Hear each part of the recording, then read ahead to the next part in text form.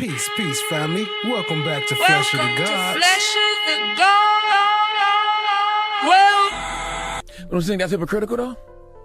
You're saying the it's opioid problem's a opportunistic. problem. Yeah. I got people to feed. I got a business to run. You're gonna make Dame Dash take this clip and call you a culture vulture. Young Thug is one of 3 YSL founders. Prosecutors also told Channel 2 one of the defendants named in the indictment is this man, Christian Eppinger.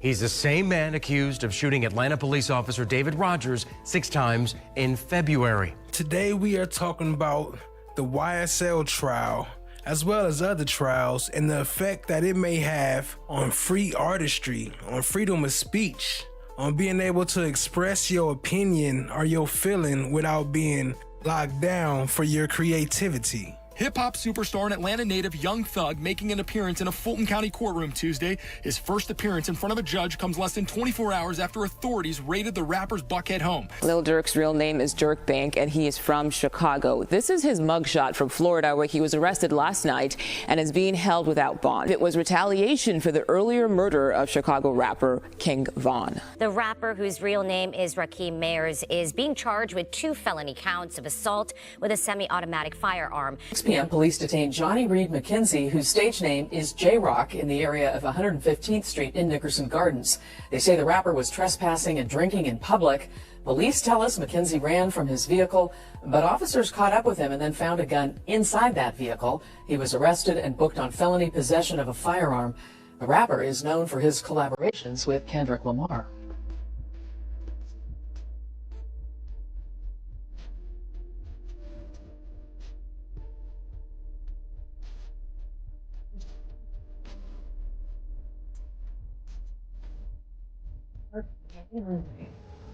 The drama surrounding Baton Rouge native rapper NBA YoungBoy continues. The rapper was arrested around 4:30 Tuesday morning on multiple drug charges. There is a lot of drama surrounding of North Texas rapper Yella Beezy after he bonded out of jail at 10 o'clock this morning. He's charged with capital murder in the 2020 death of Dallas rapper Mo 3.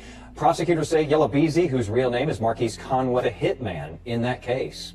By the name of Blueface appeared in court this morning. Police arrested Jonathan Jamal Porter yesterday at Lolo's Chicken and Waffles at the Hughes Center near Flamingo. A warrant was out for his arrest following a shooting that happened last month near Las Vegas Boulevard and Sunset.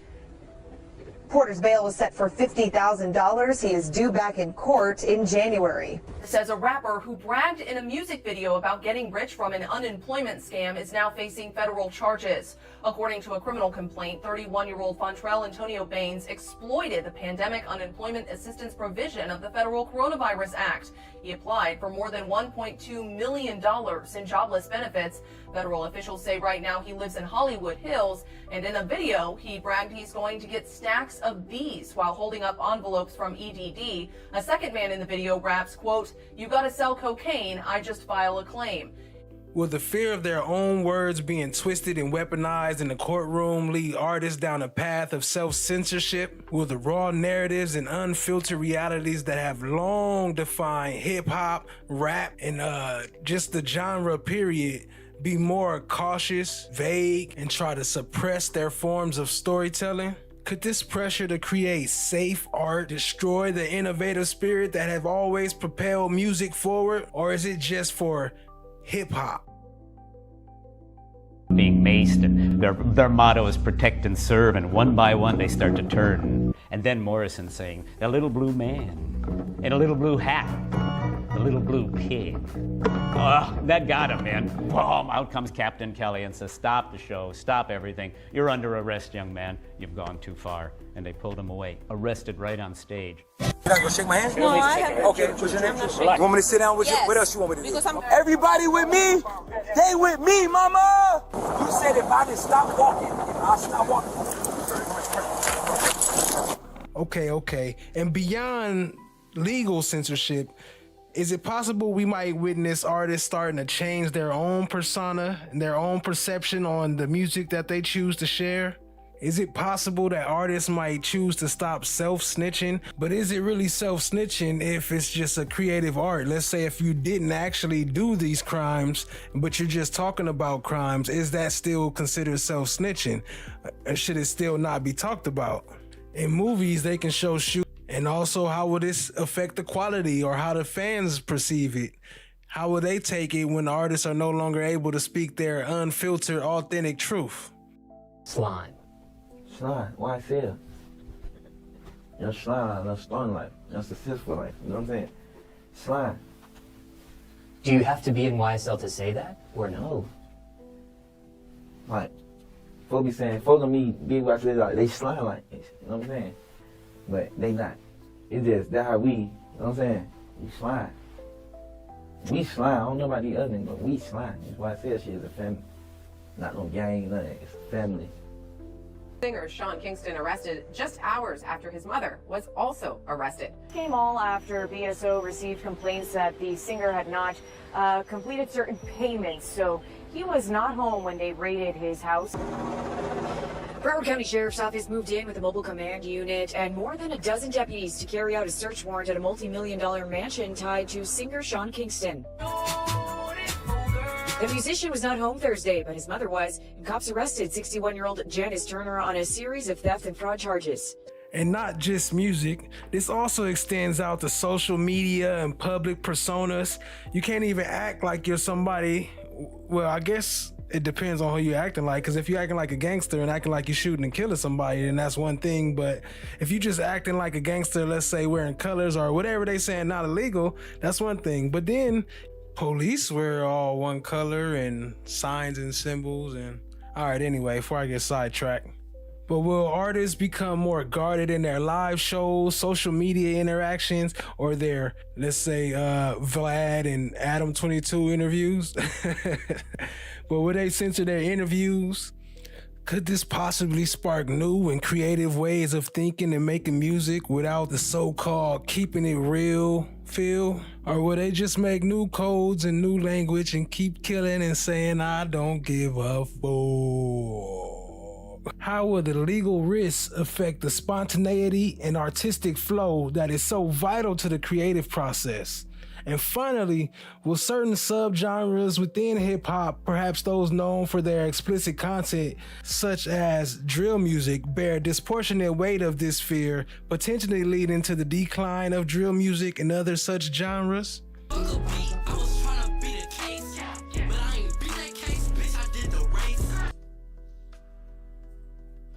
Man, that ain't got nothing to do with me. What are you talking about? Mr. White, you recall This is not my case. This is not my case. Why is I'm here? This is not my case, man. Do you recall that? This ain't got nothing to do with me, man. I don't recall nothing. All I recall is going back to prison and doing my 3 years on my 10-year bid and go home. Now, the impact this YSL trial has had on everybody is undeniable. But how does this relate to the gatekeepers of the industry, the record labels? How are they reacting to this new legal landscape? Or are they reacting? Do they have to even worry? How come they weren't included as part of this RICO indictment? Good afternoon, Your Honor. All right, good afternoon, sir. Doug Weinstein for Diamante Kendrick. Wow. Wow. That is a lot to respond to. How fun it is to set up straw men and knock them down. The state is saying that the defendants are asking for a special exception for a single genre of music. We are not. That is nonsense. We are asking essentially for the same thing that the state is. Use the Georgia rules, use the law, apply it in this case. But I will say this about rap music, and let's call it rap music, not gang lyrics or rap, you can call it rap lyrics. As Professor Dennis at the University of Georgia says, rap is the only fictional art form treated this way. No other musical genre and no other art is used in the same way and to the same extent. And there's so many examples of that. Look at Kevin Spacey. Kevin Spacey is accused of felony sexual assault up in Maryland in December of 2018. He's played reprehensible characters in movies, repeatedly in TV shows. None of that is dragged in. He's brought to court in the UK. I appreciate that's not the US. His roles are not dragged in. So we hear a lot of things about what Yak Gotti rapped. Yak Gotti is not on trial here. Diamante Kendrick is on trial here. And there's a giant elephant in the room, which is that we're ignoring art. There is art here, and the art has to be separated from the real life. And I do not believe, although the state does not address that. But wouldn't the art fall under the First Amendment? Art does fall under the First Amendment, Your Honor. I'm just asking this, okay? Because, I mean, you know, we're all here to, I'm here to kind of make some preliminary decisions, but certainly. Wouldn't it, I mean, if my art or what I am, my genre or what I am trying to assert is just happens to be criminal in nature, or maybe a statement against interest, or maybe some other type of admission, would the same rules apply? Well, I think what you have to do, and what your task is, you're fortunate enough to have this task, is to separate what is the expression of a character, an artistic character, from what the author or the lyricist is saying. Lyricists write things for characters to say. That has happened in music for years. For years. I like John Prine. John Prine, when he was in his early 20s, wrote Angel from Montgomery. I'm an old woman who comes from Montgomery, who flies from Montgomery. No one thinks John Prine is an old woman. He writes hello in there about old people and what they're thinking. It's not the same. But if my lyrics or my artistic expression relate to an action or my mental state, wouldn't they be subject to being admitted, or a court considering them, or a fact finder, a jury, considering them for what the reasons that they're authorized to? Yeah, I understand, but only in rap music do you say that the person, the character rapping, the persona rapping, in this case, the persona Yak Gotti rapping. Okay, that's just my name. That's my stage name, or that's the name that I go under. I'm still tied to that particular person. How might this affect artist contracts? Could record labels begin inserting new clauses that grant them greater control over artists' lyrical content, public statements, and even their past associations? Will artists find themselves facing stricter regulations regarding their online presence and social media activity? All in the effort to avoid some prosecutor taking your lyrics and twisting your words and making some false case out of some bullshit. One-on-one. Yeah, one-on-one, man. Ain't no limited edition. Yeah, man, appreciate it, Stoner, man, real nigga. You know, real niggas do real things. And what about the labels? Will they make more efforts to promote more conscious style music and less gang music, or stop promoting drugs and fashion? I don't know. Whatever they're promoting that's helping our demise. Up on people. But I'm saying that's hypocritical, though? You're saying it's opportunistic. Yeah, I got people to feed. I got a business to run. You're gonna make Dame Dash take this clip and call you a culture vulture. But I think it helped change the course of the crack epidemic. I don't know what's this opioid thing, man. Well, being a crackhead wasn't cool back then. Being a crackhead wasn't cool. Now it seems like they're making it cool to be drinking lean and syrup and. It's the most dangerous. It's the most dangerous thing that's facing our society. So why sign an artist that would promote that? Because I already answered that question. You weren't paying attention. She asked me talent or issues, and I said talent. But I can't give up on people. But I'm saying that's hypocritical, though? Up on people. But I'm saying that's hypocritical, though? You're saying it's opportunistic. Yeah, I got people to feed. I got a business to run. You're gonna make Dame Dash take this clip and call you a culture vulture. And if they make these changes, will this then marginalize communities whose experiences often come from gang violence and street activities? And should we even care about that? Should it matter? Should we just cut it off? Should it be like an affection to the community? Well, to me, that's still limiting creativity. That's still limiting the artist. You should be able to create whatever you want. Just like they create movies about Terminator killing up everybody. They don't get complaints about that, but then when we make a song about it, then all of a sudden we change the whole world. But maybe it's our influence. Maybe music has more of an influence on people than movies does. Like, it's still tied to your client, right? Yak Gotti is your client's nickname, right? Yak Gotti is or stage name. Yak Gotti is his stage name. That's correct. All right. But when Yak Gotti is rapping, it's not proper to take what he's rapping and say, that is the mental state of this person. That is what he is thinking. That's a perspective of his song, of his rap. And from where he comes from, he is expressing views that come out of that community. He is making cultural references. He is speaking.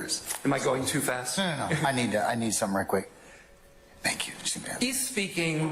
One second. Sorry, I'm sorry. Go ahead, Mr. Ready? Weinstein. Yeah, I'm ready. Go ahead. He's speaking in the conventions of that genre of music. And in gangster rap, what do the producers, what do the record companies, and frankly, what does the audience expect? They expect these lyrics. So he provides these lyrics. But if the lyrics fall under actus reus or mens rea, don't I have to first look at them under 401? As Mr. Carlson made this nice linear diagram, I like that because I'm trying to follow things from A to B, C to D. But why would they not, why could not the court consider those under that particular line or lineage? I think that's a great line to look at it. Let's start with 401 and 402. Are they relevant? And the lyrics spoken as a character are not relevant to the actions of the person who inhabits that character on stage or on the album. There's a distinction between those that the court has to draw, just to even see if they're relevant under 401, Your Honor. And then once you determine if they're relevant, let's assume they are relevant. I'm not there yet, I don't agree with that, but let's assume that they are relevant. Once you're determined that they're relevant, then you've got to do the 403 analysis. Actually 402. 402 and then 403, yes. But then the question is, I know what the state's going to want to do. Throw it out there to the jury. Let us put our competing arguments, our competing meanings before the jury and let them decide. But when you've got something that is unfairly prejudicial, which is what rap music is, what you'll hear Mr. Steele's experts testify about at some point, what you'll hear him proffer when he argues, they're unfairly prejudicial. And if you do not serve as that gatekeeper function, Your Honor, then that jury is going to take the meaning and perhaps misconstrue it or misattribute it. And that's just not proper. And Well, it depends on one, whether that's admissible, and two, it depends on how good your advocacy is. I agree with that, Your Honor. So let's see how I do today. So yeah, I mean, it's for the jury, of course, to give it the weight and engage it within the confines of what they hear in this courtroom and the instructions that they get from this court. So, isn't that ultimately, if admissible, what the jury's going to do? You're going to sift and weight this evidence? But if it's unfairly prejudicial, Your Honor, it should not even come in. How would you say it's unfairly prejudicial? Because of the nature of the music, the violence in the music, the extreme language in the music, it is prejudicial. Okay, but if it was... Okay, I'm sorry. Go ahead. Okay. Go ahead. We'll get there, that's fine. And let's talk about why it's prejudicial, part of it. In Ward v. Rock against racism, 491 U.S. 781, 810 would be the Penn site, note 7. Justice Thurgood Marshall quotes, he's quoting someone else, "New music always sounds loud to old ears." And that's what we've got here. New music always sounds loud to old ears. The state knows that. They know what this music is going to sound like to the jury. And it has always been thus so. When I was young, in my day, we listened to the Sex Pistols, offensive stuff. God Save the Queen, she's not a human being. Elvis Costello, I'll stand on your grave and tramp down the dirt. Butthole Surfers, all of it offensive. But people listen to that. But they wrote it. That also makes me wonder if if labels will start to include in their contracts clauses about being able to sever ties with artists once they get in legal trouble or, get into other stuff like this, then they'll be able to separate their contract easier. And how will this affect the payouts? Like maybe they can also adjust how much they paying according to this. Like if you got gang ties or gang activity, then they can adjust how much they want to pay you now. And could that be a reason why they put more money on, like, let's say the Drakes or something like that as a safer bet, like more commercial, because it's less risk, or you know what I mean? So could that be why they put more money into those genres on the cutting edge and culturally significant voices, as they would call it? So do you think this increased legal caution will reshape the fundamental relationship between artists and the labels that support them? Kevin Lyles, Kevin Liles. Good afternoon, sir. How you doing, Mr. Steele? I'll let you know. Trial, and I'm not saying the court would allow it, but if it doesn't take place for a year, there'd be over $1 million in expenses just for 24-hour security of police officers to ensure, off-duty police officers' second jobs to ensure Mr. Williams does not flee, and you are willing to back him as well. I'm willing to back him personally and professionally. Okay. Please explain if you... To just his lyrics or his music. He's a young man and he will be a contributing citizen to this world, and that's what I invested. And I truly believe this whole thing that people are talking about, it's not him. The Jeffrey I know give me clothes off his back. The Jeffrey I know, I can give him my kids, he give me his kids. That's the Jeffrey I know. You mentioned lyrics. There's been a lot of argument by the prosecution about the lyrics in songs. Can you explain, if you have the insight, what is selling in the rap industry dealing with the lyrics, and why are they being promoted, and why are people wanting it? Your Honor, you've I don't know how old you are, but you know older than you. So I've been fighting this battle for over 40 years. It's not new, and it's funny how we're the #1 music in the world now, and they want to bring this back up. Now, we don't argue about any other movies or other genres of music that talk about I ran them over in my truck, or I got drunk and I went and shot him. We don't bring those things to court. But quote unquote our music, we've been on trial, and we constantly on trial about who we are, what we are, and why. And nobody gave us nothing. So we sit here on trial and we talk about lyrics. Lyrics. I don't understand the thing, but I'm gonna be here and I'm gonna keep fighting for it because I believe self-expression, and I believe we should protect black art. We should protect black art, and I'm on trial for lyrics. Come on, man. So as we all know, the legal proceedings and the verdict didn't just impact the artists and the industry. It also ignited a complex range of reactions within a whole new fan base that a lot of them didn't even know who YSL or Young Thug was. Even me personally, I knew some of his songs and heard some of his music, but if I would have seen him in the store or something, I wouldn't even known what his name was, to be honest. But are we witnessing a new communication between hip-hop fans and the artists? More specifically, the artist being unfairly targeted by the legal system? Have these recent cases helped us build a deeper connection for artists and even for our own communities? And how are these communities being manifested? Through online discussion, increased engagement with their music, or even real-world actions and expressions of support, as well as social media groups and private communities. I take full responsibility for, my crimes or my charges. I want to say sorry to my family, my mom. My mom got 11 kids. Known as Young Thug on probation yesterday, so he's on his way home to Los Angeles. 3 other defendants pleaded guilty this week in exchange for shorter prison sentences, so they're done with trial as well. That leaves just Diamante Kendrick, Shannon Stillwell, their teams, and the state in the courtroom. Former DeKalb County District Attorney Robert James says that's tough to explain to jurors who were sworn in a year ago today. Young Thug in new legal trouble tonight. There's a warrant out for his arrest on 8 felony drug and gun charges. Atlanta rapper Young Thug in new legal trouble. Late last month, prosecutors slapped the star with 8 felony charges related to an arrest in Brookhaven in September of 2017. According to this DeKalb County grand jury indictment obtained by Fox 5, the rapper, whose name is Jeffrey Lamar Williams, faces felony possession with intent to distribute meth, hydrocodone, and marijuana.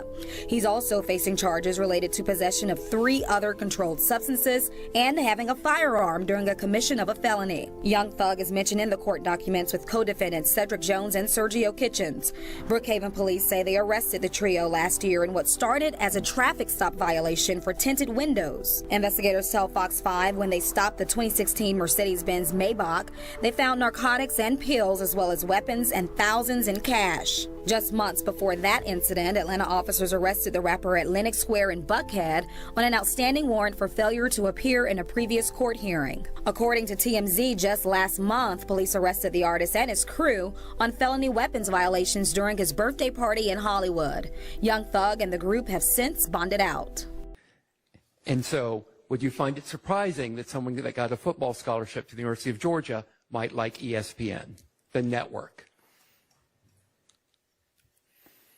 I mean, they could like it, but I don't know if I'm sure he likes other TV channels also that aren't tattooed on him.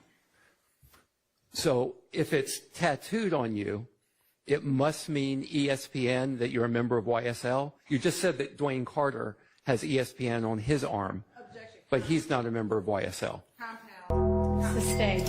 You just said that ESPN on Lil Wayne is not a YSL insignia, not a member of YSL. Sustained. You just said that ESPN on Lil Wayne is not a YSL insignia, correct? Correct. Like I could say, you can see a college sorority girl with a star tattoo on her, right? And then you can go down to the prison and see members of blood gangs with 5-point stars tattooed on them. It's going to have, we look at everything on an individual basis. So I can't make that determination. When it comes to YSL members, when you see ESPN associated with a YSL member, I have not seen it mean of anything other than every slime play nasty. And you said you could see a sorority girl with a star on her, correct? Correct. And you could see a University of Georgia football player with ESPN on their arm too, correct? Correct, but they're both not members of a blood gang or YSL. Okay. So has this trial and its outcome fueled a growing sense of distrust towards the legal system? Has it had an effect on some of the things we've seen going on around in other courtrooms, like judges being arrested? After seeing Yak Gotti being found not guilty on all charges and still being kept in jail? All right, Mr. Kendrick. You have been found not guilty on all charges. Mr. Stillwell, can you please stand? You have been found guilty on count 64, possession of a firearm by a convicted felon, and not guilty on every other charge.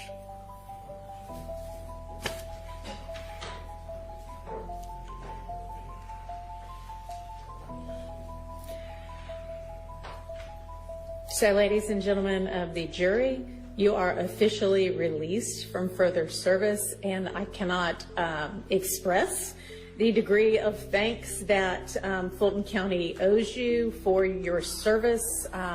Given the length of this trial, you have paid close attention this entire time. All right, Mr. Kendrick, you have been found not guilty on all charges. Mr. Stillwell, can you please stand? You have been found guilty on count 64, possession of a firearm by a convicted felon, and not guilty on every other charge. That shit crack. Get found not guilty and you still locked up in jail. But I had to stop it real quick and show some love to Survivor Speaks. Survivor Speaks coming through with the donation. Appreciate you, family. Appreciate the support.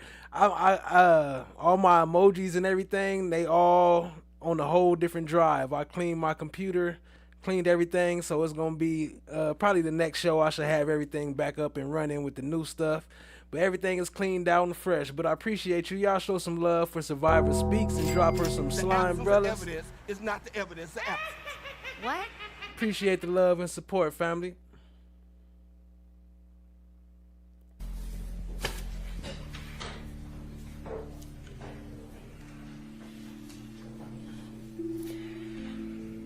Rapper Yak Gotti walked out of the Fulton County Jail this week after entering a guilty plea on charges picked up while incarcerated. Atlanta News First Yasmina Alston is live there now. And Yasmina, you spoke with the rapper's attorney about what comes next. That's right, and Yak Gotti now has to serve 2 years on probation, but his attorneys say there is a lesson to be learned because he should have never been put through this situation. He exercised his right to go to trial. He protested his innocence, and the jury acquitted him after 2 years of trial. So it was frustrating legally, emotionally, and as a human being. After spending nearly 3 years in this jail, Yak Gotti is at home. The Atlanta rapper, whose real name is Diamante Kendrick, walked out of the Fulton County Jail after entering a guilty plea on Wednesday morning. That in resolving Mr. Kendrick's multitude of cases that were outstanding yesterday, the district attorney's office worked hard with us to get to that resolution. We sat down with attorneys Bruce Harvey and Nicole Westmoreland, who are pleased their client is out, but also frustrated with the fact he remained in jail even after being acquitted of major charges, including racketeering and murder in the historic YSL trial. Kendrick had been fighting a probation matter, plus contraband and aggravated assault charges he picked up while incarcerated during the trial. And the only thing he ends up being charged and convicted of are those charges directly related to his incarceration. That's the height of irony. Both lawyers say there are lessons to be learned for everyone, like the importance of public trials. You know, a lot of us know that several cases end up pleading out, but you do have that right to go to trial. And Kendrick used his right and was acquitted. So sometimes the justice system will work, you know, in reference to that. But they say the criminal justice system isn't fair, and Harvey says Kendrick's case is an example. It just reinforces that commitment to these very type of people who go to trial, who get acquitted, who shouldn't have been caged to start with. Well, if you didn't know before, I say this trial definitely certified, stamped, and reinforced the existing narratives of systemic bias, and proven once again that black people are always disproportionately targeted and restricted from their cultural expressions. Did you at least once question yourself about the fairness and objectivity of those proceedings? And how is it the one that's in control of justice is ducking, dipping, and dodging justice herself? How will this affect you as a fan of music and your interactions with the so-called urban culture? In the middle of a pandemic, and our community was not a little but very out of control. We had massive backlogs of cases. When I took office, there were 18,000 unindicted cases going back 7 years, and without the right resources, because we still don't have the right resources, because I got to fight some Republican commissioners, we've been able to get rid of that massive backlog. People don't remember that when I first came to office, I was talking to the wall and telling them Atlanta has a gang problem, and they were saying LA has a gang problem, New York has a gang problem, Chicago has a gang problem, and they did not want to face the reality that Atlanta had a gang problem. That's right. But with the help of our current mayor and with Chief Shearbaum and all of the police departments, as well as these religious leaders, we've been able to curtail that gang problem and bring crime down more than 25%. Homicides are down more than 21%. That's real. Those aren't just numbers. Those are mamas that get to go home and still hug their babies. Right. And if you're a mother, that means something. We had a very damaged relationship between community and law enforcement agencies. We all remember George Floyd and the damage that that did to our community, and we had our own problems here. And the community was mad, as they should have been mad. 101 police cases going back years that nobody had addressed. Today, I can tell you each of them has been addressed. Sometimes those officers were charged. Others times the officers were cleared. It was whatever the facts and the law required. And what I have found, as long as you do what the facts and the law are, the community will accept it, and so will the police. All right. And so we've made those difficult decisions. I have promised a balanced approach. And so I remember running for district attorney and talking to people like Bishop Jackson and talking to other religious leaders and to my strategists and saying, I think I'm nobody's DA. And they said, well, what do you mean? I said, I have these people that say there should be no jails and no prisons, but I've been a murder prosecutor. I have woke up too many nights and stepped over young men's bodies, or talked to the victims of child molestation and sexual assault. And I know that there is a segment of society that doesn't deserve to be among the good people of this community because they don't mind creating harm. But then you have these other people that they are foolish as well. They think every single person needs to go to prison, and there is no thing as second chances and restoring people. And so I don't believe in that either. There are people that absolutely deserve a second chance. All they need is a little job training. They need someone that believes in them. They need that record restricted so they can go on and be a productive member. Beyond solidarity and distrust, how is this influencing the way fans engage with hip-hop music itself? Are you reevaluating the lyrics and themes of your favorite artists in light of this case? Are your senses heightened? Are you more aware of the potential legal interpretations of artistic expression? Could this lead to a more critical and analytical approach to consuming hip-hop? Or might it foster a desire to protect and defend the artists and their right to express themselves freely, regardless of lyrical content? Well, I guess the question is, how will the verdicts of this trial reshape the bond between artists and their audience, and what long-term effects might it have on fan loyalty and engagement within the hip-hop community? Like, is Drake hip-hop?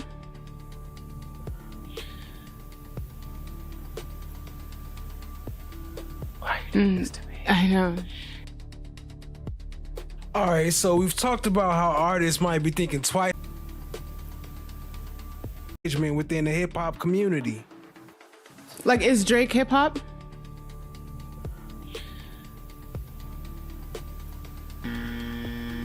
Why you doing this to me? I know. All right, so we've talked about how artists might be thinking twice about what they say in their music, but what about those who sign them, you know, the gatekeepers, the record labels? Makes you wonder if they're looking into contracts like in a whole new way. Are they gonna start adding all sorts of crazy rules and trying to tell artists what they can and can't say? Would they be more careful about who they even sign in the first place? Maybe passing on someone who could be speaking real, but potentially cause legal troubles down the line. And that makes me think, are these labels going to be doing a deep dive into everything an artist has ever said or done before they offer a deal? Like, are they going to be checking lyrics from years ago? It's down there like they need a lawyer to listen to every track And then what about insurance? You think it's gonna get harder or more expensive for artists who make certain kinds of music? Like, nah, you got a higher premium because you make drill music. Either way, it sounds like it's gonna be a whole lot more complicated to operate this business side of music. These companies may be even a little scared of taking risks on raw talent. Then all we have left is rappers that make good shopping music. Jake is we're here pop. for truth. We're here for truth. Jake is pop to me. Right, that's fair. In the sense that it's charting like pop music, popular music. In the sense, like, if I was in Target in Houston and I heard a Drake song, so it feels like a lot of his music is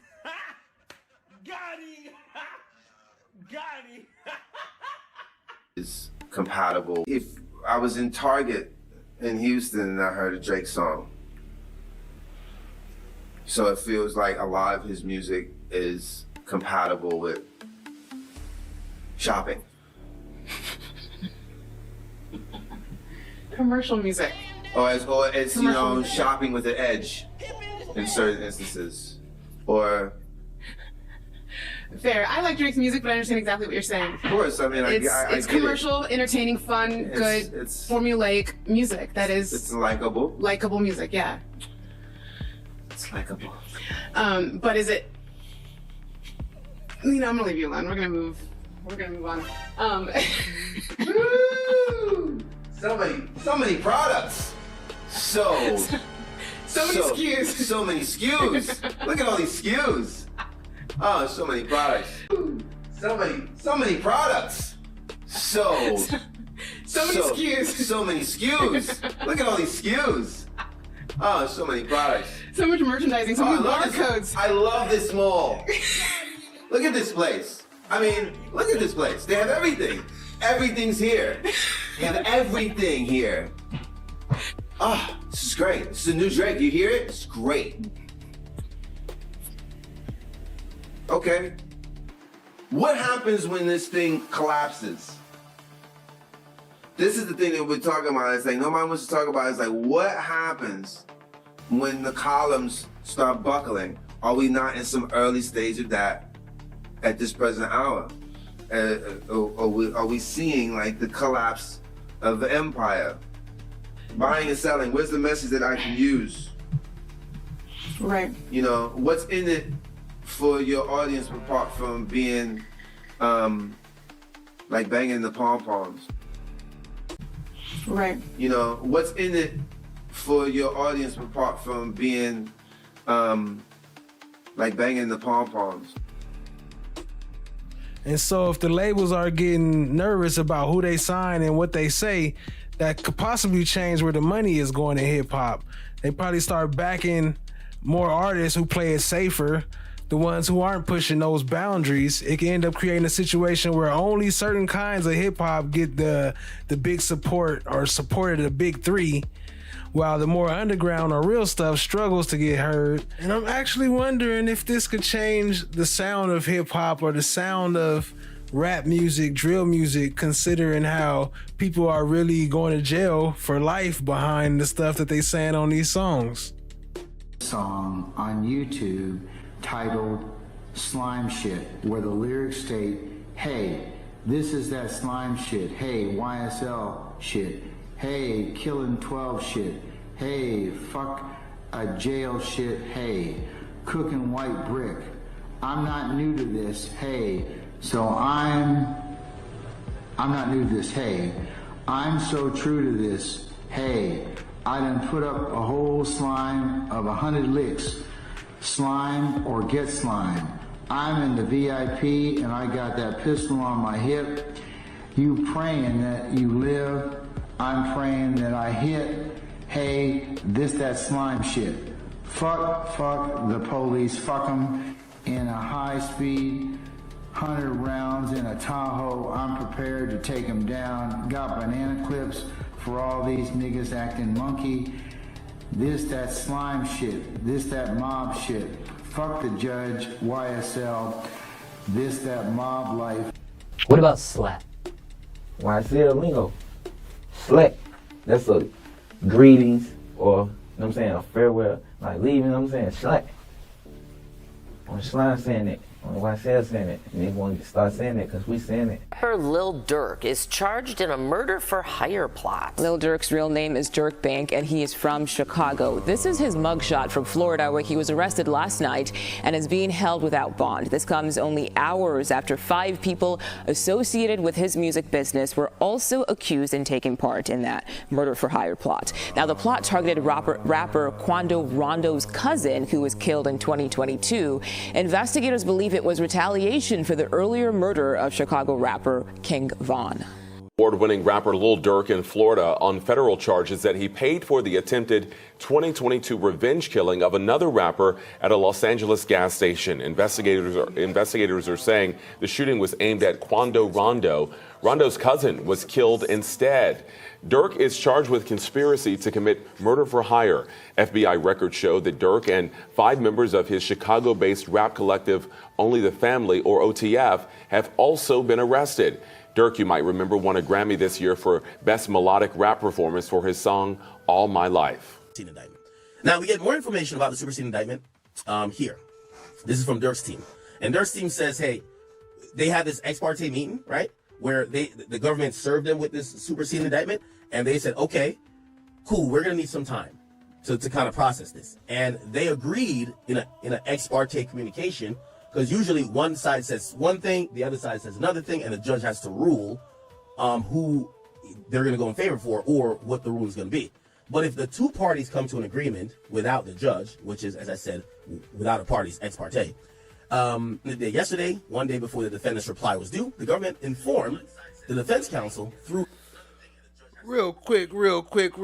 Y'all shout out to Cat Nah Williams. Drop some KSPNs or some KNWs in the chat.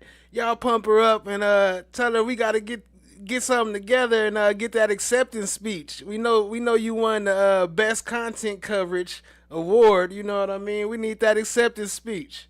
Let's get it together. Shout out to Cat. Appreciate you joining, family. Y'all show her some love.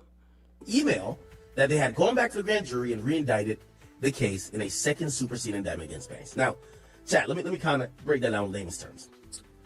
The government knew they made a big fuck up. It looked bad. Now, I don't think the judge would have dismissed this case against Durk because of the fan video or the fan edited video that was used to get the indictment. That's not why. I don't think it would have been dismissed either way. But to cross their T's, dot their I's, remember this is federal court, not state court. This is supposed to be the big leagues. So since they realized they fucked up, they ran back to the grand jury. They had about 2 weeks to do this. They ran back to the grand jury and presented the case again in the sneak, under the quiet. And the grand jury came back and said, we're still indicting him again. So they're using this as the second superseding indictment. The way they talked to the government, who said, hey, we're giving you a superseding indictment. So you trying to get the last indictment thrown out, our new superseding indictment, we're going to give you a copy of it. That's crazy. So they went and took out the rap lyrics and removed all the rap stuff and said, never mind, we're going to scratch that. And we're going to re-indict them without that. After they already did all that BS indictment, I don't know. I think Durk coming home. I'm gonna have to do some more coverage on Durk.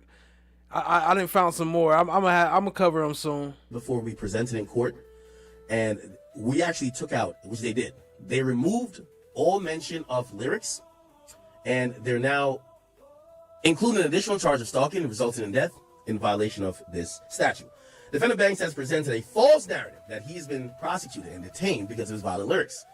This claim is and always been baseless. The superseding superseding indictment 1 contains no allegations about the defendant's lyrics. Instead, just like every iteration of the indictment before it, the superseding indictment 1 contains significant allegations that show the defendant's alleged role in the execution-style murder of Tyquan Bowman, which is Quando Rondo's friend, Lil Pop, on a busy street corner in Los Angeles. These allegations. Victims. Those suspects we found out last week were members of the OTF music group. It stands for Only in the Family, a group that Lil Durk started. The shooting suspects: Kavan Vonnie Grant, DeAndre D.D. Wilson, Keith Flocka Jones, David Brown Eyes Lindsay, and Asa Boogie Houston. The federal government is way different. The way they do their indictments and the way that they do their discovery and their timelines are extremely more detailed, and they're quick. Defense attorney Kayla Bumpus isn't connected to the case, but she does know the players involved. Once you go federal, they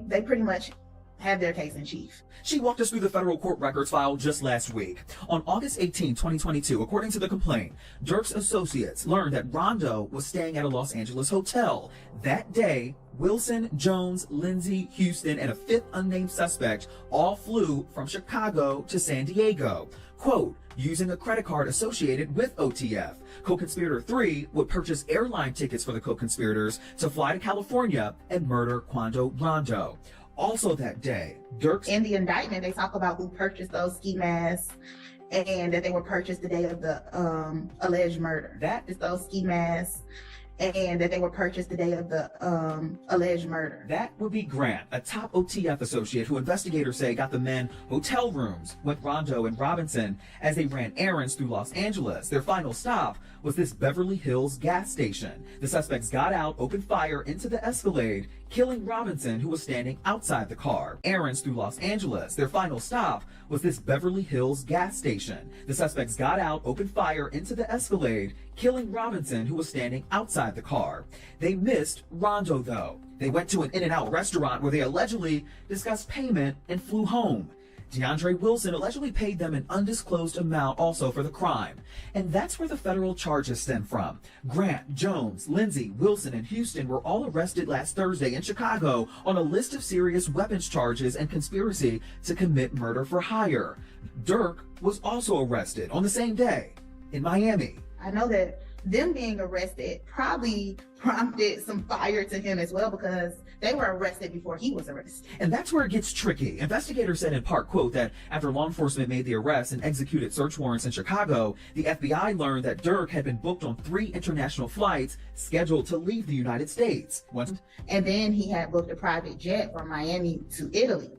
And on his way to board that private jet is where he was arrested. Arrested before he could even board. Why would you do that? Channel 2 was the only station there Monday as investigators arrested the 30-year-old. Young Thug, whose real name is Jeffrey Lamar Williams, is one of 28 defendants charged in a sweeping 56-count indictment against the criminal street gang Young Slime Life, also known as YSL. The charges, ranging from conspiracy to violate the Georgia criminal racketing law, murder, armed robbery, and aggravated assault with a deadly weapon, also named Sergio Kitchens, who performs under the name Gunna. As of Tuesday afternoon, the rap star had not yet surrendered to authorities. My number one focus is targeting gangs, and there's a reason for that. They are committing conservatively 75 to 80% of all of the violent crime that we are seeing within our community. According to the indictment, YSL is a criminal street gang started in late 2012 in the Cleveland Avenue area of Atlanta. Prosecutors say Young Thug is a co-founder, and he and his affiliates have played a role in some of the city's most violent crimes. Me and the mayor and the police chief have talked about the fact that Cleveland in our community is referred to as Bleveland.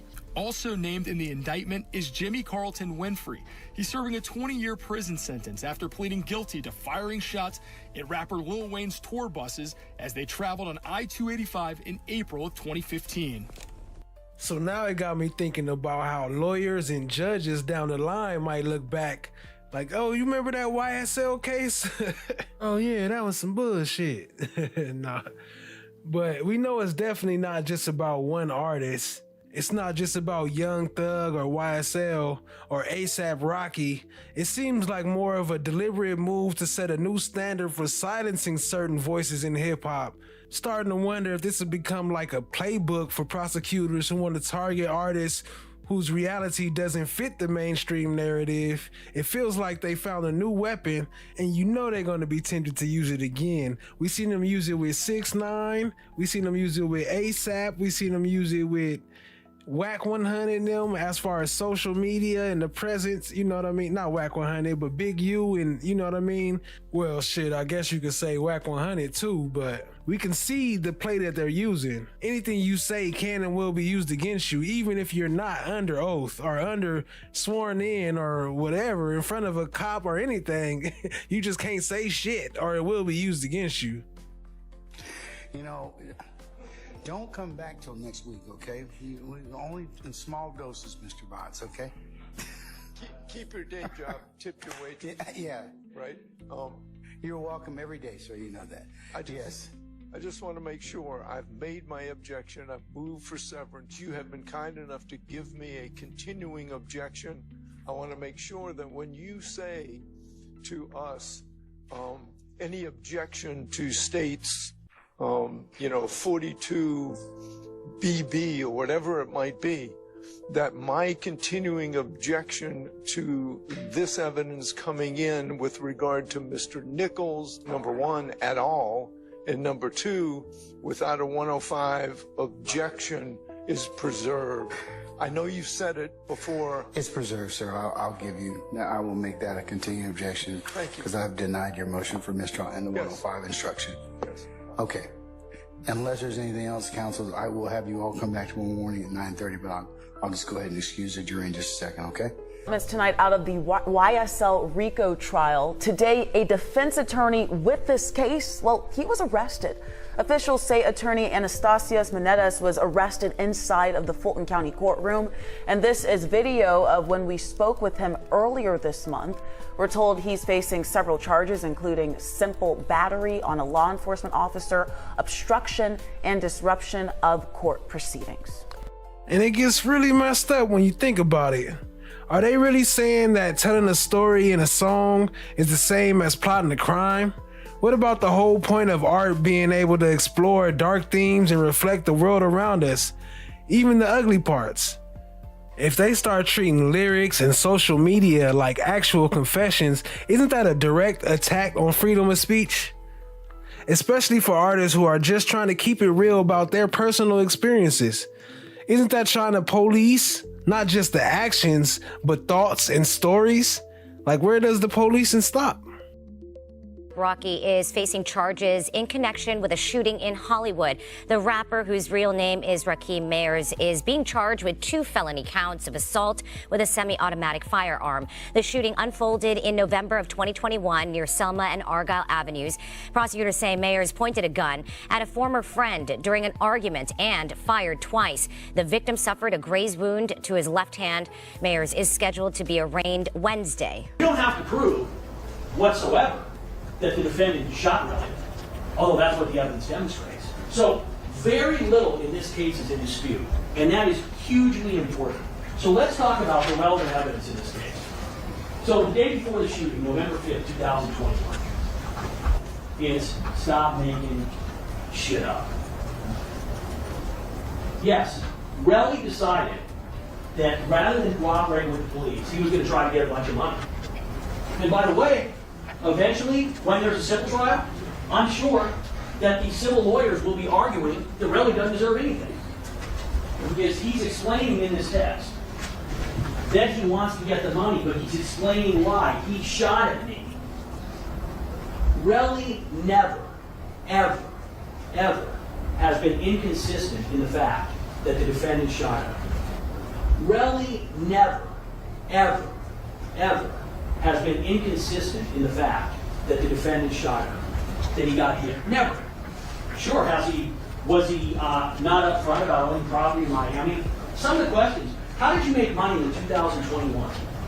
Is this a picture of your girlfriend? Imagine if you are sitting here on a case that is being live streamed. You got the camera here. You've already been threatened. Your family's been threatened. Your daughter's been threatened, your girlfriend's been threatened, and now someone's going to ask the defense attorney, what's your girlfriend's name? Let me show you a picture of her for the world to see. You know what I mean? I got over 20 missed calls between him bills. Why is Rocky going out of his way to do anything like that? You get what I'm saying? I'm pretty sure you didn't get the story or whatever it is. But you gotta look at it like this. Why is he going out of his way to call me 20 times after those and 12 you with him?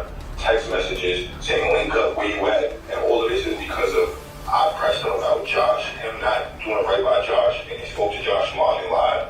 You get what I'm saying? So I wrote him about that. He hits up Bari later about that, but I'm with Bari. Bari got the phone on speaker. You get what I'm saying? This shit didn't fit well with me. So Rocky talks about me within that conversation because he sees I text him about Josh. You feel me? He said ASAP out my name. This was 7 months ago. I said ASAP out my name. You feel me? Yeah. He's a bitch, so he goes in as an hit Bari because Bari had influencer a whole week later doing that complex con shit. You feel what I'm saying? Just so happened I'm with Bari while Rocky hits her.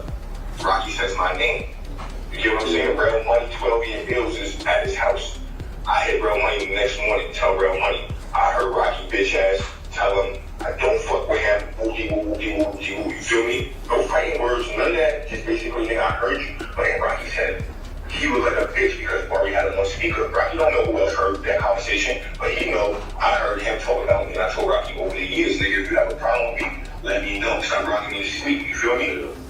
Boom, boom, boom. Next thing you know, I guess that was enough for him. He felt like a bitch because he knew I heard that conversation. I was supposed to get that conversation because Rocky never, ever, I never heard him say curse words or even have that type of energy towards me. You get what I'm saying? So now I know the real him. I tell Real Money, tell that nigga fuck him. You feel me? Boom, boom, boom. Shit is related to him. Next thing you know, I get over 20, 30 missed calls between him, Ills, and Rocky. Text messages. I'm staying at the Lowe's. I tell him, he calls me. I finally answer because I'm sleeping. I answered. He's like, where you at? With a slip voice. I'm like, huh? Where you? That's what I wanted to ask you, bro. Like, why boys though? You feel me? Why take it to you know the guys? You feel me? Who, me? You didn't think though how the boys you. Why wouldn't I, bro? He's a multi-millionaire. He blamed at me. I'm no longer on his level. Everybody turned on me. Everybody. Rocky had everybody turned on me that day. Plus, what the fuck am I doing? Spin on his block and go shoot him up? Or do I cripple him? Because he's a multi-millionaire, bro. I'm not having nobody shoot at me when I'm taking him on the chin. And two, I'm not about to spin on Rocky's block. I'm already a millionaire, nigga. You get what I'm saying? So what you looking for? You think you're a black nigga? I'm teaching everybody how to get money, how to do this. Do Rocky do that? Do you have a foundation for black people? Do you have a foundation for anybody? No, this nigga's greedy. You get what I'm saying? So it's too late. He told me to suck a dick. Boom, boom, boom. I love John the same day. Bro, that's all on him. He had nothing but time, bro. Man, I got the best boy in LA and bring out my business. You feel me? He told John to try to contact me. I sent him the picture of the bullets, sent him the text messages of him, letting him know how serious this is. You know what he said? Nigga, fuck you. Bro. So serious this is. You know what he said? Nigga, fuck you. Bro. You know what he said? Nigga, fuck you. Bro. So serious this is. You know what he said? Nigga, fuck you. Bro. So what am I supposed to do? I accept the nigga shooting at me 4 or 5 times where I almost died, or sue this man. Now coming with suing, of course, the severity of the case and trying to kill me. So that's what he got to get. You feel me? There ain't no way niggas could spy, like, you feel me? No payment, no nothing, bro. Like, you feel me? Like, bro, he's a grown, he's 33 years old. He got other things talking for him. He know what he did. You get what I'm saying? He had more than enough time. This shit happened 7 months later. He was trying to reach out to me. He still didn't reach out to me. In a few seconds, if I wanted to do an HBO or anything, his whole career is fucked. Everybody's looking at me like the man. so that's what you, like what's your, I guess what's the end game here, bro? Like, you feel me? The end game, I'm just doing this shit out of here. That was my game. And regardless, I ain't gonna talk about no police, nigga. I'm going against a multi-billionaire that's trying to kill me. So it's really to get hit, bro, or you just trying to move on and shit? Besides suing somebody like that. You feel me? That, you gotta face the consequences up with that because you want to be a gangster and run out of this crib like that. That has nothing to do with me. You feel me? I did my part. They look at it and what else am I supposed to do? You gotta, why not just ask for a bag or, you know? I tried already, bro. You don't ask for the bag because that's extortion, bro. When you got somebody that's shooting at you, you never look like I'm smart, bro. You gotta understand I'm not a dumb black nigga, bro. You know what I'm saying? You ask for a bag without a lawyer first for extortion. You feel me? You're gonna do everything accordingly. Everything accordingly, or it's gonna catch up with you. We, the jury, in the above entitled action, find the defendant, Rakeem Mayers, not guilty of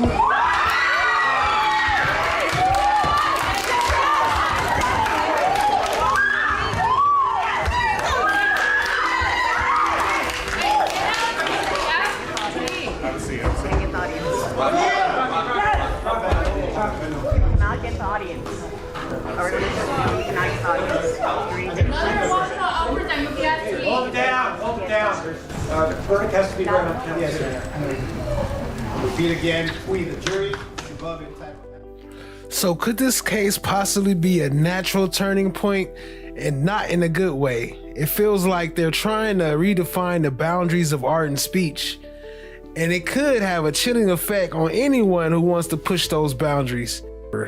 expecting to hear soon from the commander of one of these law enforcement agencies who will be speaking to us, answering some of our questions. I can't say how much.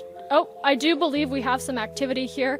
A chase that's underway. I believe law enforcement now pinning down a person who ran past this lot here, past this crime scene tape, and several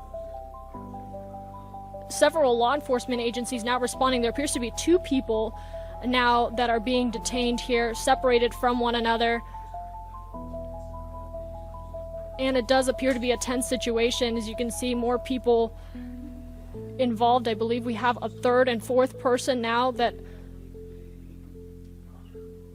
are at the center of this, and more people approaching that were originally just witnessing what was going on. So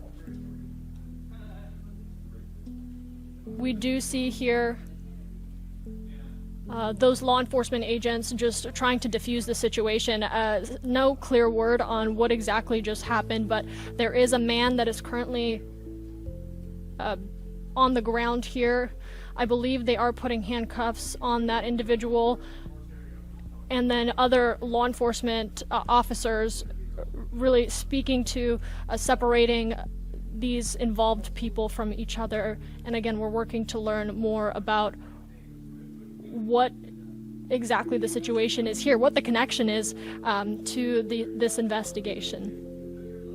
So meanwhile, y'all falsely prosecuting people, putting people on trial with no evidence, but yet y'all constantly defending these police officers, constantly killing people, constantly, man, and y'all just acting like it's justice, but they can't do no wrong though. Y'all fight and defend them. You look at them colors. And again, we are still working to learn more about who these individuals are. I was actually live on this one. You see the colors though right there, right? You see, is that a gang? Is that a gang murder that they trying to cover up? Just like, oh, it was another one I was supposed to add. Damn, I'm gonna add that to the next one. Y'all just saw, I know y'all saw old boy. They convicted the cops, like eight or 9 people they convicted. I'm gonna look that up. I'm gonna pull that up before this end. Matter of fact, I'm gonna keep it rolling. Appreciate y'all being here, family. What I can tell you, just by looking at this with you live here on Atlanta News First Plus, we saw a person running past that crime scene tape inside the perimeter of this investigation.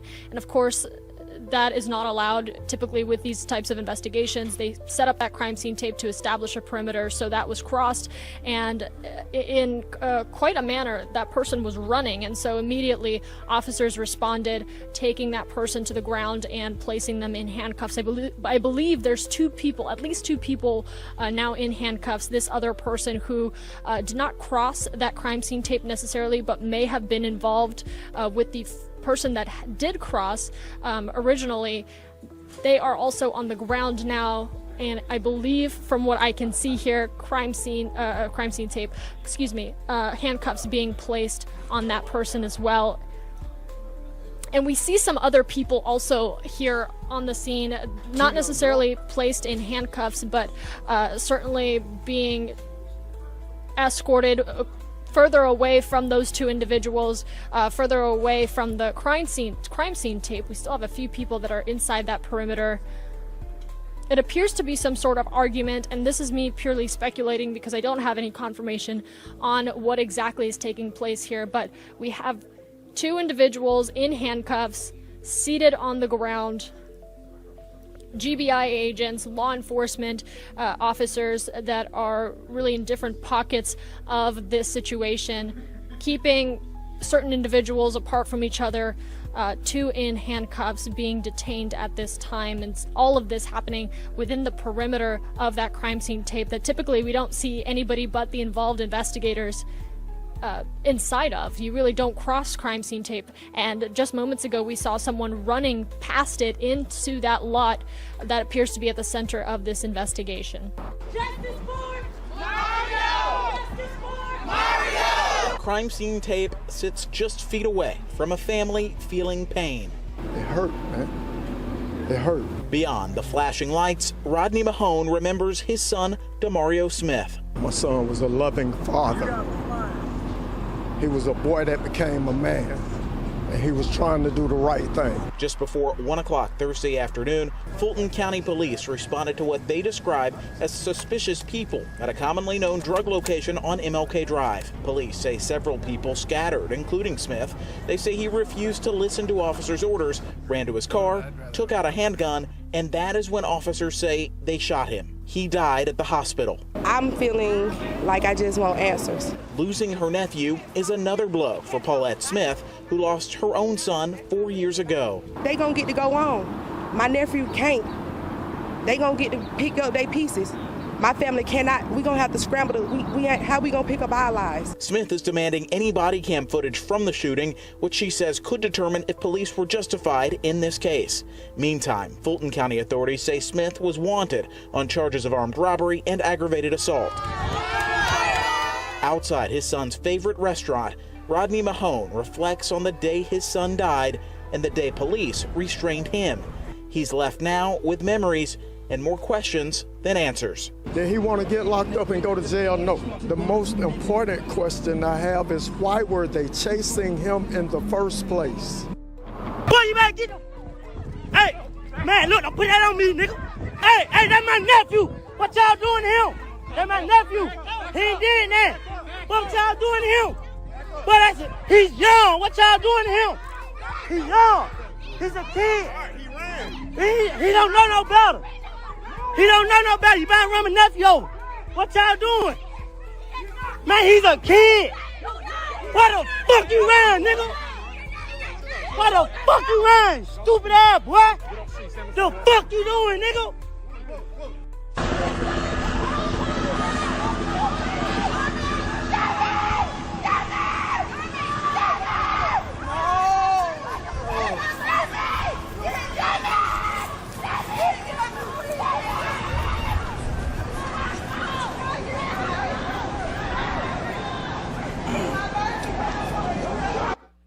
This is why the fuck we run.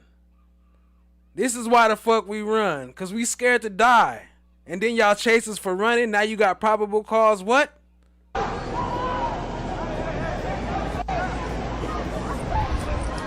guys want to move up closer and see what's going on?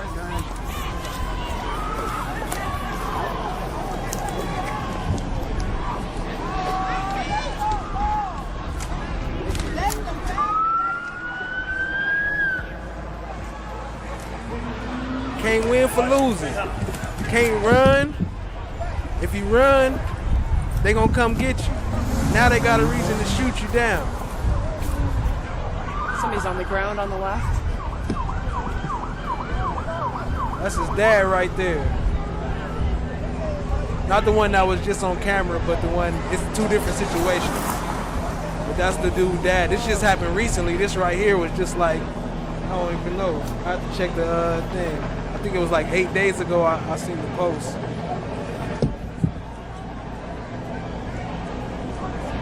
Crazy. It's crashing into a whole ongoing conversation about race and class in America, right? You have to wonder if this is the way this case was handled, the focus on certain kinds of lyrics, is it just another example of a system that is disproportionately targets black artists and communities or individuals? Does this reinforce the idea that certain forms of cultural expression are automatically viewed as suspects and judged more harshly simply because of where they come from or what they look like?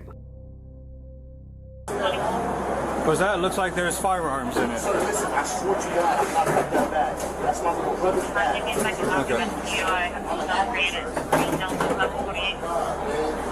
Sir, listen, I swear to God, sir. I know, but Sir, unfortunately, there's certain procedures we have to follow anytime something comes in that's prohibited, correct? Right, so listen, You sir. understand that, correct? Can you please give me Do you have a your chance? ID on you? Sir, my ID's in my bag. In the bag? Yes, sir, listen, I'm a minor, sir. I have security guards. Hold up, did he say he a minor? He wasn't talking about age. See, that's anyway, I ain't even gonna get into that. That might be a little cold talk. But it's not just rap. It's also, you know, music and all that too. But all right, I forgot. Never mind. I forgot what I was about to say.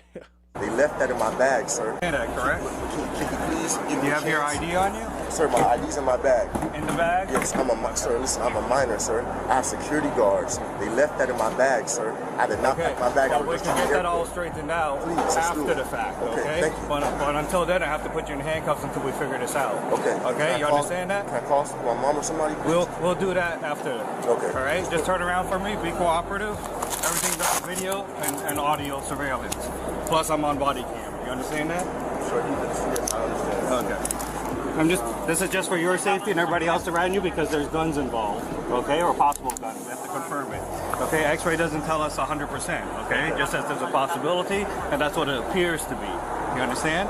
Do you have anything else on you at this point? No, sir, I promise I don't. Okay. Just an actor, sir. No, I understand.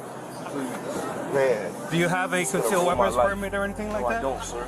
They left that in my bag. My little brother's he was outside waiting for me, sir. I promise you, sir, that's not mine. Okay. I have security guards, sir. Okay. See how much jewelry I have on me? Listen, that's okay if you got. Okay, yeah, that reminds me right there. That's what I was about to say. Okay, so look, I'm all for, standing up for our rights and, let's stop all the police brutality and all the bullshit. But at the same time, we got to stop doing dumb shit. You got to stop doing dumb shit. You can't just show up at the airport with 2 guns in your bag, with your ID in the bag, and say my ID in the bag, but you don't know the guns in the bag, and tell this nigga I'm a minor. The problem is bringing it into the checkpoint. Sir, I would just have a seat for me. My mom's a flight attendant. Just have a seat. I would never do that, sir. I promise you, man. I went to private school. I'm a good kid, man. I'm not saying you're bad. Have I mistreated you or anything? Not at all. Not at all, sir. I'm just trying to tell you, sir. But you understand the severity of what is occurring, right? I would never do this. I fly every week. Listen. Somebody told him if he say A minor, it's a secret code to get him out of trouble. But he ain't part of the right club. If what you're telling me is true, we can work things out. Yes, please. Okay? Please, officer, please. I'm working. But there's procedures we have to follow. And all the personal opinions and lies and unnecessary stuff that went on in that case simply shines a light on the justice system itself and how unfair and biased the system really is when it comes to understanding the different cultures and artistic expressions. Are they equipped to interpret the nuances of hip-hop lyrics, or are they just seeing stereotypes and jumping to conclusions? It's really starting to feel like there's a huge disconnect between the courtroom and this so-called justice. An initial hearing on the charges this morning. This is video from court of Young Thug in a blue jumpsuit. The rapper and 28 other defendants charged in a 56-count indictment alleging street gang activity, including robbery and murder. In Channel 2. Hip-hop superstar and Atlanta native Young Thug making an appearance in a Fulton County courtroom Tuesday. His first appearance in front of a judge comes less than 24 hours after authorities raided the rapper's Buckhead home. Channel 2 was the only station there Monday as investigators arrested the 30-year-old. Young Thug, whose real name is Jeffrey Lamar Williams, is one of 28 defendants charged in a sweeping 56-count indictment against the criminal street gang Young Slime Life, also known as YSL. The charges ranging from conspiracy to violate the Georgia criminal racketing law, murder, armed robbery, and aggravated assault with a deadly weapon, also named Sergio Kitchens, who performs under the name Gunna. As of Tuesday afternoon, the rap star had not yet surrendered to authorities. My #1 focus is targeting gangs, and there's a reason for that. They are committing conservatively 75. I ain't gonna lie, I wish I had the Shut the Fuck Up working and the Finey Pack, because I sure wanted to play it earlier, but they be up next time. To 80% of all of the violent crime that we are seeing within our community. According to the indictment, YSL is a criminal street gang started in late 2012 in the Cleveland Avenue area of Atlanta. Prosecutors say Young Thug is a co-founder, and he and his affiliates have played a role in some of the city's most violent crimes. Me and the mayor and the police chief have talked about the fact that Cleveland in our community is referred to as Bleveland. Also named in the indictment is Jimmy Carlton Winfrey. He's serving a 20-year prison sentence after pleading guilty to firing shots at rapper Lil Wayne's tour buses as they traveled on I-285 in April of 2015. Finally, this whole thing kind of throws a wrench into the idea of authenticity, whether it be hip-hop, music, or just artistry, period. Throughout history, artists have prided themselves on being raw and real, a voice of the voiceless, even if that voice talks about difficult or controversial subjects. But if that very realness can be used against you in the court, does it force artists to compromise their authenticity just to stay safe? How has this case affected you? And how do you think it will affect the future of artistic expression and its role as a mirror reflecting the realities of our lives? Does it feel like the very soul of hip-hop is being put on trial here? I personally think there's definitely more at play than just what meets the eye, and I think this is way bigger than Young Thug and YSL, or even Miss Love and what's the judge name? Glanville. It's bigger than Jack. But no, it's definitely some more forces at play. Like, I mean, I think this is a shift in us as a people, and the things we pay attention to is just, it's a major shift, a paradigm shift happening, and it's more than music. I just think music is on the front line. She's complicit in it. She knows what's going on. An attorney for a company called Verver Entertainment says Kingston had a $150,000 television entertainment system installed in the home, but he never paid for it in full. Today, workers from the company were allowed to confiscate the 232-inch TV system. Panel by panel, pieces of the system were loaded into a U-Haul as deputies searched the property for more valuables like high-priced watches. Several bags of potential evidence were carried out of the property and what appeared to be more big-ticket items that were fully covered. Even a luxury Bentley SUV was towed away from the driveway of the mansion. Kingston, whose real name is Kisyan Anderson, has been in the news before. In 2011, he was on a jet ski that slammed into a piling of a bridge just off of Star Island on Miami Beach, putting him in critical condition for nearly 2 weeks. But about Thursday's raid, the singer reacted with a message on Instagram that says, "People love negative energy. I am good, and so is my mother. My lawyers are handling everything as we speak." In 2016, Take-A, real name Tamor McIntyre, was involved in a robbery gone wrong in Mansfield, Texas. A group of teens plotted to rob a drug dealer. Things escalated, and a 21-year-old man named Ethan Walker ended up dead. Take-A was just 16, and while others were arrested and faced the charges, Take-A did something different. He cut his ankle monitor and ran. All right. It states that we unanimously find that the defendant, Tamor McIntyre, did not cause the death of Anthony Saldivar under the immediate influence of sudden passion arising from adequate cause. It states that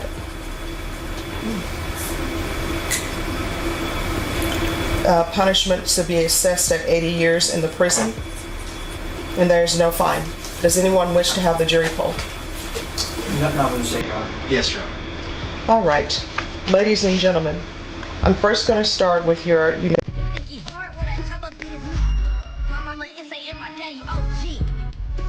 I don't know what to do. I'm EBK, I'm anything to sleep. 10 minutes before we start recording this, news broke that the state of Georgia is seeking to revoke your probation.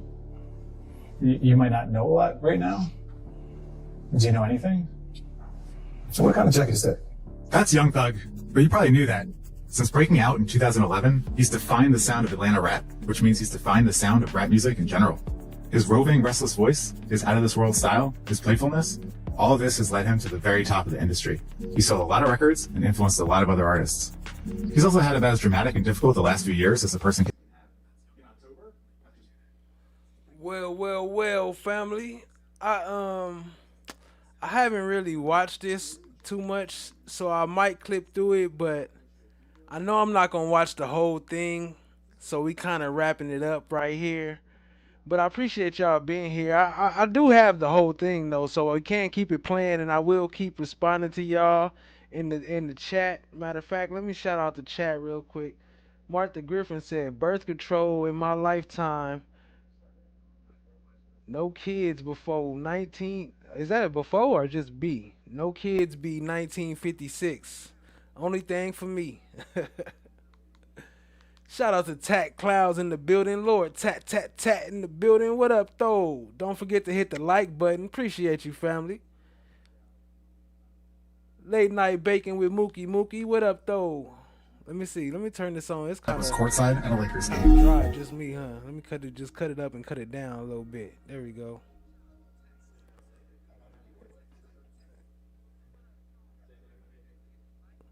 Chloe Albert's Revenge. Appreciate you, family, showing up. Appreciate you. Michelle Gourdy. What up, what up, what up, though? Good to see you. No one in the building. What's good, what's good? FFS. What up, though? Appreciate y'all joining. Shout out to FFS. Y'all drop some FFS emojis in the chat. What up, Allie? What up, though? What up, what up? Cat Knot Williams. Appreciate you joining, family. We gotta get that award acceptance speech though. I even make a digital award for you. Canadian Cindy, what up though? Appreciate you. Jazzy motherfucking T in the building. Appreciate you. What up, what up? Chot Diggy in the motherfucking building. Appreciate you. Appreciate you. Rock Solid TV. Destined to Be. Survivor Speaks. Appreciate the support. Shout out to Survivor Speaks. Y'all show us some love. I'm going to let this play a little bit, though, and see what y'all got to say in the chat.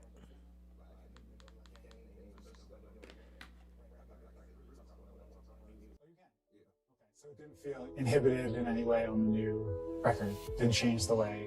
Nah. I normally like rap about cool things, you know? I just got like a few lyrics where I just rap about street stuff. Uh-huh. And those are the lyrics that they try to use against me. But Yeah. most of the time I don't rap about that type of stuff, you know? Does it make you think twice about rapping about street stuff? Yeah, because just like the impact that you got on the community that you feel. Not because of like the law. It's more so just like realistically, like kids actually listen to us. Like, all right, we gotta like dumb down some, you know? I listen to like new rappers now and I'm like, my kid can't listen to that. That's great. Really? So I'm like, damn, like so contradictory. What can you say about? That's a fact. They be making music and then don't even let their kids listen to the music they be making. That is very contradictory because you know kids is listening to the music you making. And yeah, for sure. Chloe Albert's Revenge. Yeah, hit me up. Whatever you got in mind, we make it happen. I almost pushed the wrong button. Yeah. Don't want to deal with it again, but definitely it was real. Were there moments if you wondered if you would ever get out? Yeah, for sure. Yeah. Are you thinking about yourself, your family, your career? Like, where does the mind go? Family, kids, just, you know, career was like last. Mm-hmm. It was like irrelevant. Really? Because you I mentioned this before. Shout out to Chan My Black is Golden. Always the #1 sponsor. Appreciate you, family. Much love. Sure, we'll get it back. Because as an outsider, it was crazy to watch. It's like, oh my God. Yeah. The Queen. Top of the craft, and now he can't do this thing that he does. It happens like that sometimes. Does it happen like that? I said sometimes. Sometimes. I think it would be human to feel in that situation like a great injustice is being done to me. Did you ever feel that way? Absolutely. Every day. Really? Every day? Yeah. Innocent man. It ended up being the longest criminal trial in Georgia history, I think. Yes. Something so crazy that never had happened before happened, and you were at the center of it. Did it feel personal? Yeah, of course. Yeah. Hopefully personal. Yeah. But, shit, we made it back. FFS said, that give me crazy my feeling credit. to be like, I'm this big. Give me and I'm my also credit. in Sweetie. Yeah. I think I'm too big for jail, but I think, like, I'm not too big for God.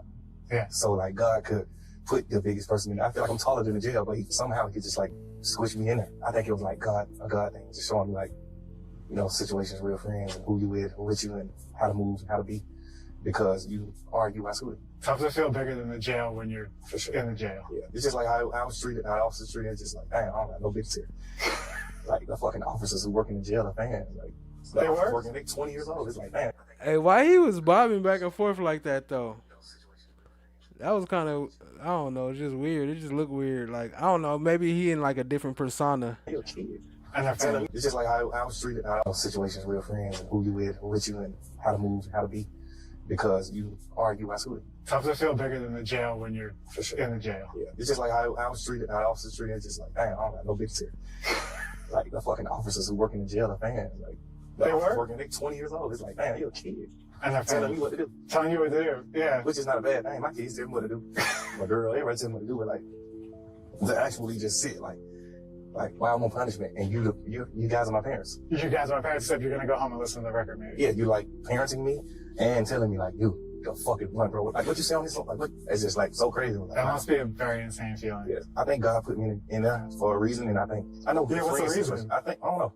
I think like because I always felt like I was a good guy, so it was like, why do I gotta go to jail for you to like show me something? Like, you just can't tell. I guess I was just hard-headed, and I think I love people so much to the point where the only thing that'll make me not love you anymore or just like dislike you is like betrayal, like real life betrayal when life is dependent on it. Is that something you felt like was happening?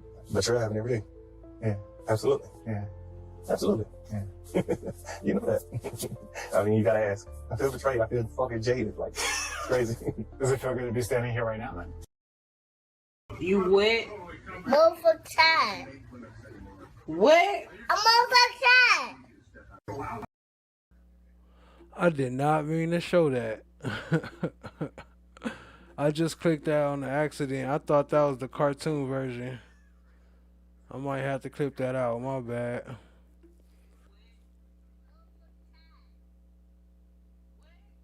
Their case was shit. Appreciate y'all being here though, family. It's one of my favorite clips right here. To persuade. Okay, it's time for this. Let's talk about bullshit for a minute. Now, Mr. Frankfurt wrote an amazing book about the difference between bullshit and lying. In lying, the person telling the lie knows what the truth is and is trying to hide what the truth is. Bullshit is completely different. And you guys have seen some bullshit in this trial. In bullshit, the person attempting to persuade, the person spewing the speech, absolutely knows, or maybe doesn't even care if what they're saying is the truth or not the truth. Okay, so they're not trying to hide anything, they're not trying to cover anything up. It's that the truth is irrelevant. And all they're trying to do is persuade. So I have to say, in this trial, there's a lot of bullshit. You wet? Motherfucker.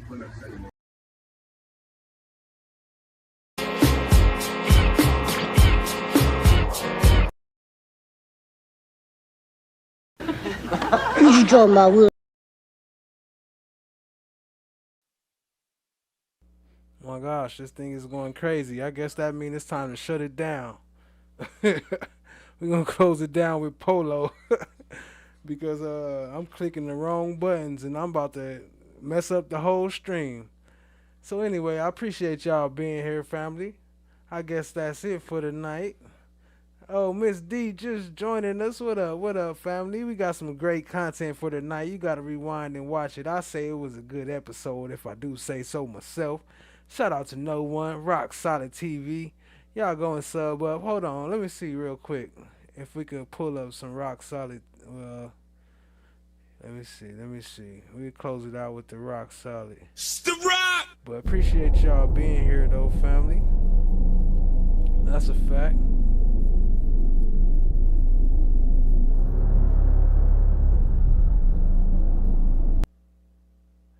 Had a great time with you all. I'll be back hopefully next Saturday. I will try to drop in between that, and the next award show hopefully be this coming Friday. So I'm gonna work on having that for y'all this Friday. And then yeah, we keep it rolling from there. I'm trying to get back on track, and then I'm gonna try to get back more to daily, more consistently doing the damn thing. So I appreciate y'all, family.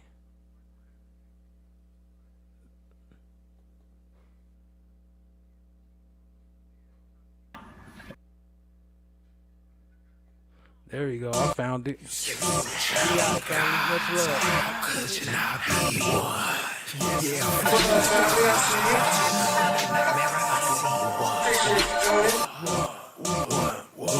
the ashes he arose. Never hated friend or foes. Just a sub to art and not giving a fuck. Chasing down my goals. I self-law am master. Supernatural disaster. Metaphysical reaction. I am the flesh. I am the God. No one got the lab on lockdown. Talking hot winters and cold summers. Black Force Ones when we slide in the streets. We all stay home at a club jumping. What up, cousin? I see you, fam. Throwing slime coins when I watch the trial. LEOs be capping. Chatting action. Come and tap in the most interactive. I am the flesh.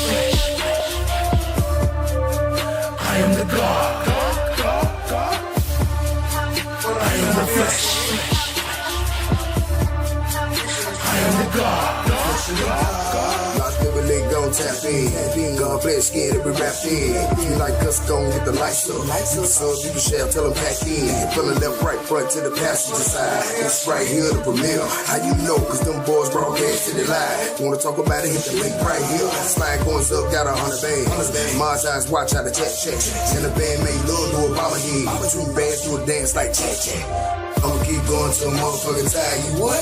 I'm motherfucking tired. Slide real side, could we rain down game? Like, what you mean? Just watch the rise. Watch the rise. I am the flesh.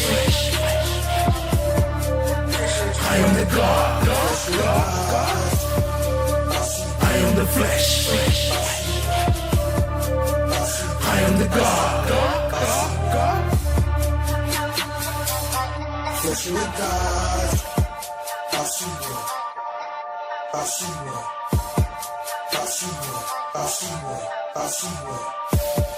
I am the flesh. I am the God. I am the flesh. I am the God.